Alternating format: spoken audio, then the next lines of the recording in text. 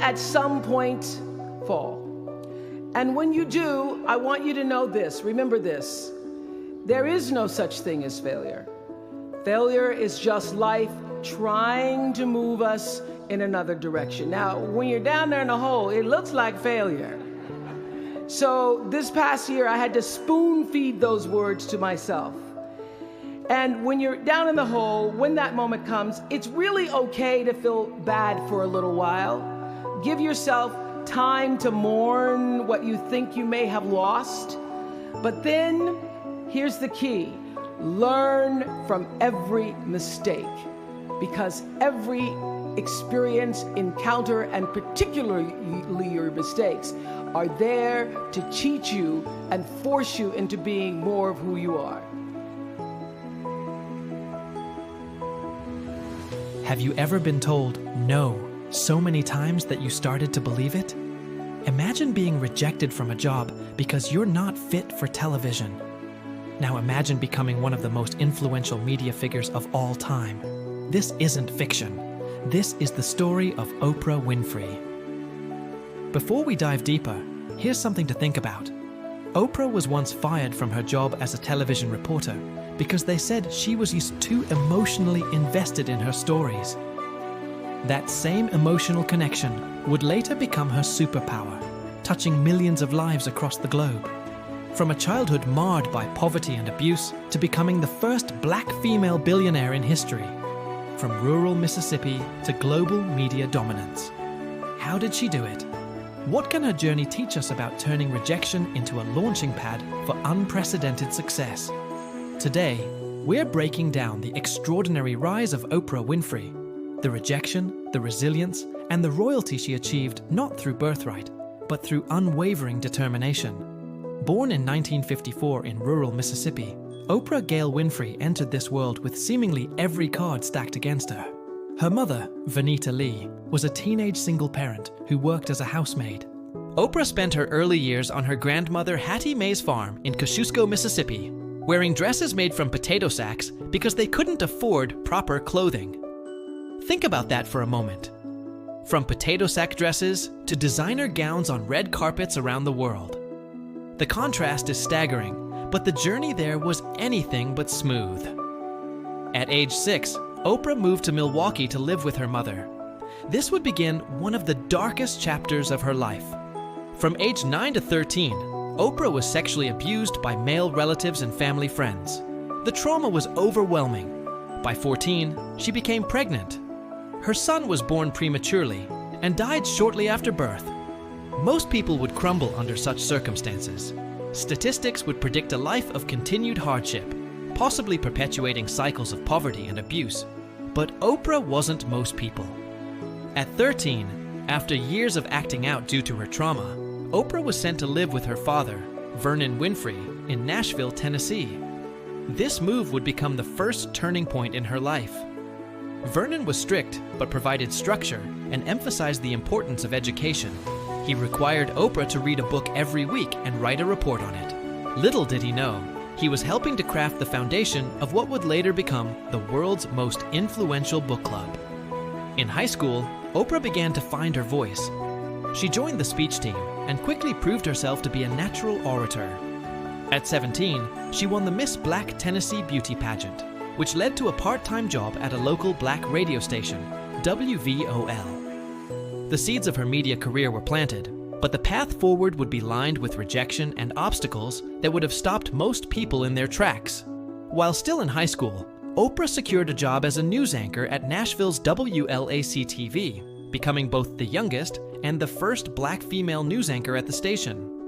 After graduating from Tennessee State University with a degree in speech communications and performing arts, she moved to Baltimore to co-anchor the 6 o'clock news at WJZ-TV. But it wasn't the smooth ascent one might expect. In Baltimore, Oprah faced perhaps the most pivotal rejection of her career.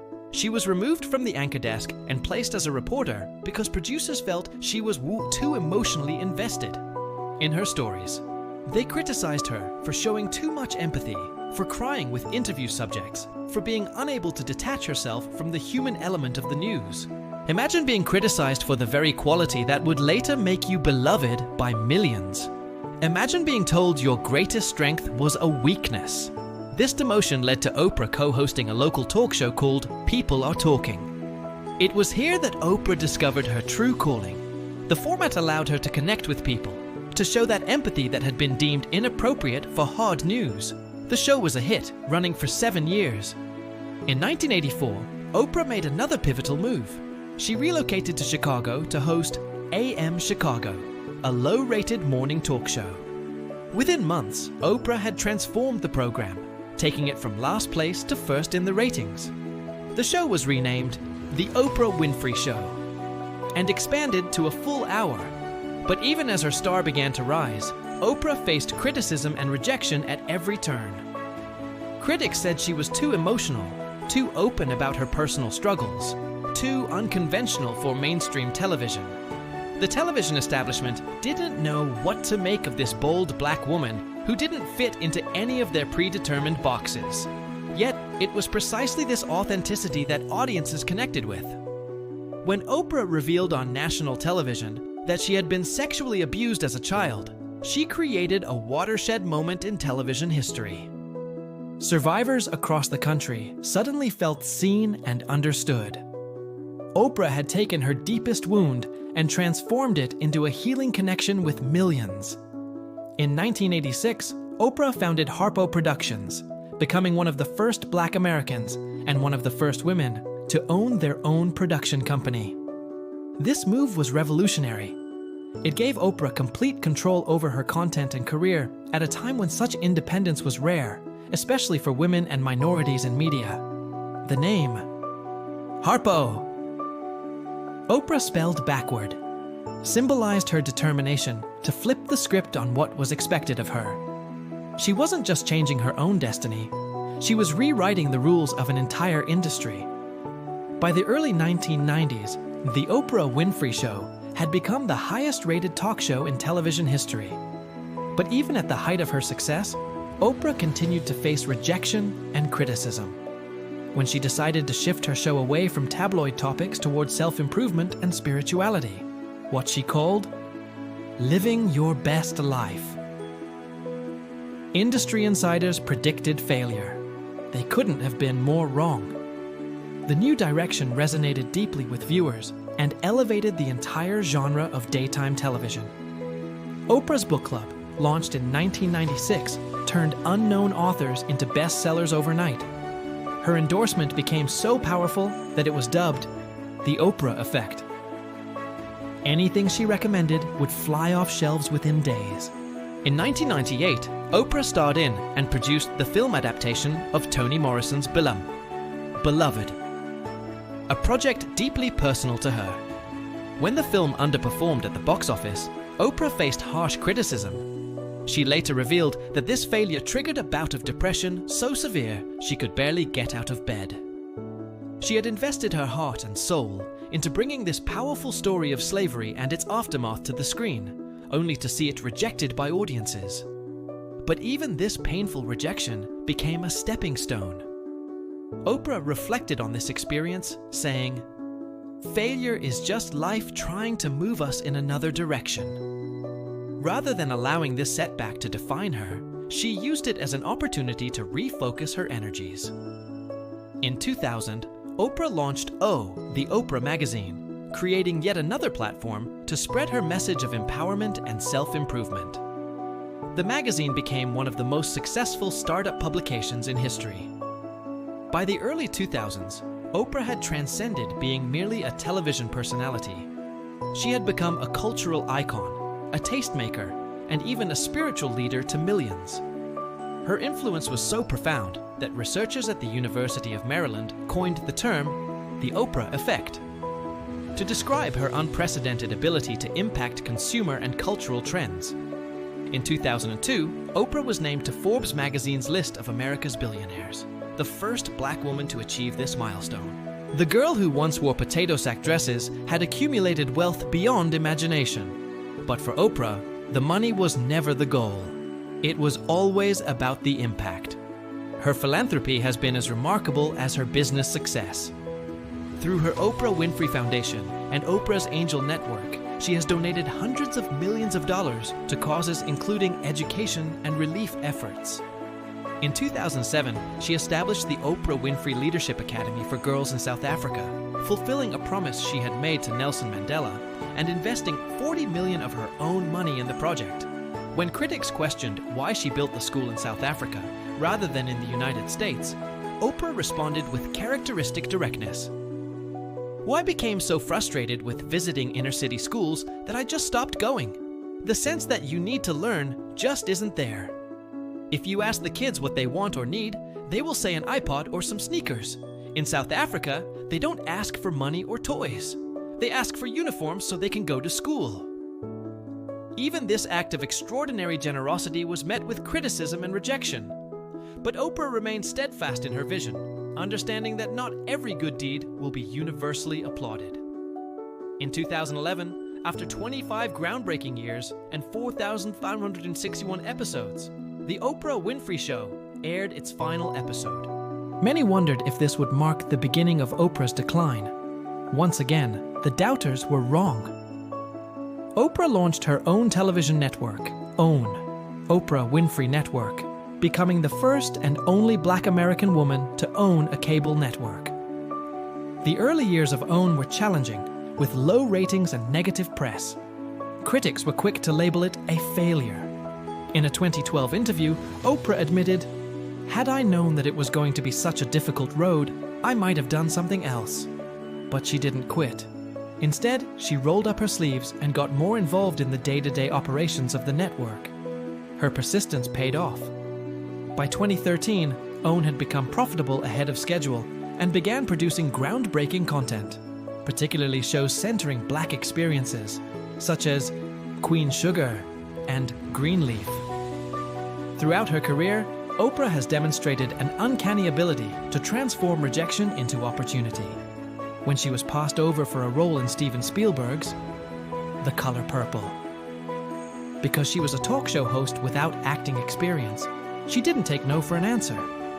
She pursued the role relentlessly, eventually landing the part of Sophia and earning an Academy Award nomination for her performance. In 2013, she returned to the big screen in The Butler, delivering a powerful performance that reminded audiences of her range as an artist. In 2018, she starred in A Wrinkle in Time, continuing to break barriers and defy expectations well into her 60s. Oprah's 2018 Golden Globe speech, delivered upon receiving the Cecil B. DeMille Award for Lifetime Achievement, was so powerful that it sparked calls for her to run for president. The hashtag #Oprah2020 began trending immediately after her speech. While she declined to enter politics, the moment underscored her unique position in American culture. A woman so trusted and admired that millions would readily vote her into the highest office in the land. In 2021, Oprah's interview with Prince Harry and Meghan Markle drew 17.1 million viewers and became a global cultural moment. Even after decades in the public eye, Oprah continued to prove her relevance and her unmatched ability to create meaningful television. The story of Oprah Winfrey is not just about overcoming rejection. It's about harnessing rejection as fuel for reinvention. It's about recognizing that sometimes a no is simply redirecting you to a better path. So what can we learn from Oprah's journey from rejection to royalty? First, authenticity is your superpower. Oprah was fired for being too emotional, too connected to her stories, but these very qualities made her the most successful talk show host in history. The aspects of yourself that others reject may be precisely what will set you apart and lead to your greatest success. Throughout her career, Oprah has been transparent about her struggles, her childhood poverty, her experience with sexual abuse, her battles with weight and food addiction. By owning these parts of her story, she removed their power to shame her and transformed them into sources of connection with her audience. Third, rejection is often redirection. When Oprah was removed from the news anchor desk in Baltimore, it felt like failure. In reality, it was pushing her toward her true calling as a talk show host. When Beloved underperformed at the box office, it redirected her focus back to what she did best, connecting with audiences through television. Fourth, success requires persistence through failure. The early struggles of Owen would have caused many to quit. Oprah acknowledged the difficulties, but persisted, eventually turning the network into a success. As she once said, "Do the one thing you think you cannot do. Fail at it. Try again. Do better the second time. The only people who never tumble are those who never mount the high wire." Fifth, true success includes lifting others. Throughout her career, Oprah has used her platform to elevate other voices, particularly those that had been marginalized. From her book club that launched unknown authors to stardom, to her production company that creates opportunities for Black directors and actors, Oprah demonstrates that real success includes creating success for others. And finally, define success on your own terms. Oprah could have continued her talk show indefinitely. It was enormously profitable and popular. But she chose to end it on her own terms, to pursue new challenges and continue growing. She never allowed external definitions of success to constrain her vision for her life. Oprah once said, "The biggest adventure you can take is to live the life of your dreams." Her journey from a rural Mississippi farm to global media domination embodies this philosophy, but it's important to remember that this adventure included countless moments of rejection, criticism, and outright failure. Each time Oprah faced rejection, she didn't just overcome it, she used it as a stepping stone to something greater. When told she was too emotional for news, she created a new kind of talk show where emotion was the point. When told a magazine with her face on every cover wouldn't work, she launched one of the most successful magazines in history. When told a Black woman couldn't own her own network, she created ON. The true royalty of Oprah Winfrey isn't measured in wealth or fame, though she has plenty of both. It's measured in impact. The millions of lives she's touched, the cultural conversations she's advanced, the barriers she's broken, and the examples she's set. From rejection to royalty is not just the story of Oprah's life. It's a blueprint for transforming our own rejections into stepping stones toward our highest purpose. When we look at her journey, we see not just what she achieved, but how she achieved it, with authenticity, persistence, and an unwavering commitment to living her truth. The next time you face rejection, whether it's a job application, a creative project, a relationship, or any other dream, remember Oprah's journey. Remember that rejection isn't the end of your story. It might just be the beginning of your greatest chapter. As Oprah herself would say, turn your wounds into wisdom. So what rejection are you facing right now that might actually be your greatest opportunity? What you'd know in your life might be redirecting you to a bigger yes. Remember that the path from rejection to royalty isn't smooth or straight. It's filled with setbacks, doubts, and moments where giving up seems like the only option. But if Oprah's story teaches us anything, it's that persistence in the face of rejection is often what separates those who make history from those who are merely defined by it. Your greatest rejections may contain the seeds of your greatest triumphs. Your deepest wounds may become your most powerful connections to others. Your biggest setbacks may be setting you up for your most meaningful comebacks.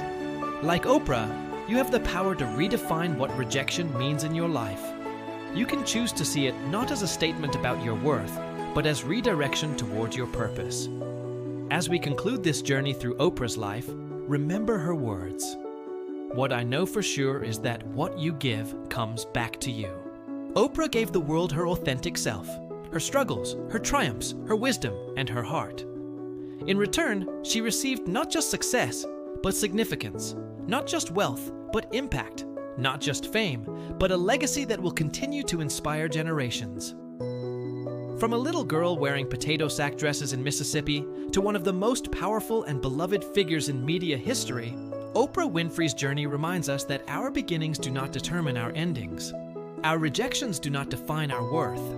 And with enough courage, persistence, and authenticity, we can transform any rejection into the first step toward royalty. If this video inspired you, please hit that subscribe button to join the StoVibe community. We're all about turning life's challenges into stepping stones for greatness. Share this video with someone who needs to hear that rejection isn't the end of their story. It might just be the beginning of their greatest chapter. Thank you for watching. Remember, Your greatest rejections may lead to your greatest direction. Stay inspired, stay motivated, and keep transforming your life one day at a time.